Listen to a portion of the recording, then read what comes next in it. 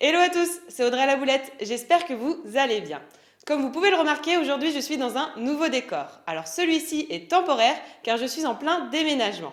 Donc si vous voulez suivre toutes mes aventures, je vous conseille de me suivre sur Instagram où je fais des stories très régulièrement. Donc aujourd'hui, j'ai décidé de vous parler de mes chaussures de mariage. Et oui, le thème de cette chaîne est toujours le mariage, même si je déménage. Donc si vous vous mariez prochainement et que vous n'êtes pas encore abonné à ma chaîne, je vous conseille de le faire pour ne pas rater mes prochaines vidéos. Pour mon mariage, j'avais acheté 2 paires de chaussures différentes. L'une était pour la cérémonie et une était plus décontractée pour après, lors de la soirée dansante. On commence tout de suite par ma première paire que j'ai portée principalement lors de mes cérémonies à la mairie et à l'église. C'est une paire que j'ai achetée à Zalando et elle coûtait exactement 30,95 €. Donc la voici, elle se présente comme ceci, donc c'est une sandalette à talons hauts d'une couleur rose gold. Premièrement, pourquoi j'ai choisi cette paire de chaussures? Tout d'abord pour sa couleur. Alors je suis une personne qui adore les paillettes, mais j'en porte pas vraiment dans ma vie courante. Donc j'ai voulu mettre le paquet pour ma cérémonie. Et je voulais quand même une touche de couleur qui se marie très bien avec le blanc de ma robe. Donc le rose gold qui est tout à fait à la mode en ce moment m'a tout de suite convaincue. J'ai également choisi cette paire de chaussures pour ses talons. Et oui, je voulais une silhouette plus élégante et élancée. Alors il faut savoir que ces chaussures ont un talon de 10 cm. Et avec du recul, je pense que c'était un chouïa trop haut. J'ai eu très vite mal aux pieds, donc j'ai dû rapidement changer de chaussures et plus tôt que je le pensais.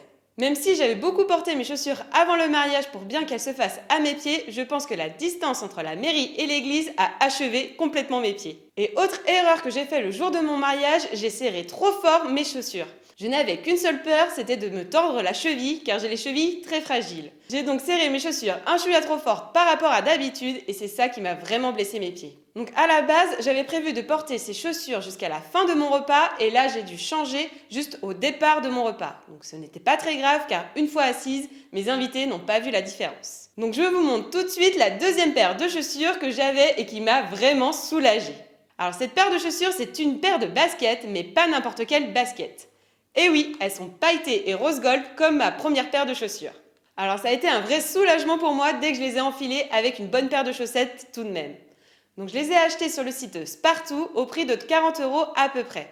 Mais vous pouvez les retrouver sur n'importe quel site internet car ce sont des chaussures de la marque Victoria. Et je suis allée dans les moindres détails en choisissant également des chaussettes roses à paillettes. Et oui, je ne voulais pas que ça ne jure avec le reste. Et bien sûr, comme les autres paires de chaussures, je les ai bien utilisées et usées avant le jour du mariage pour que celles-ci ne me fassent pas mal le jour J. Donc si vous n'avez pas encore trouvé votre paire de chaussures à votre pied, je vous donne tout de suite des conseils pour bien les choisir. Premier conseil, ne prenez pas des chaussures à talons supérieures à 7 cm.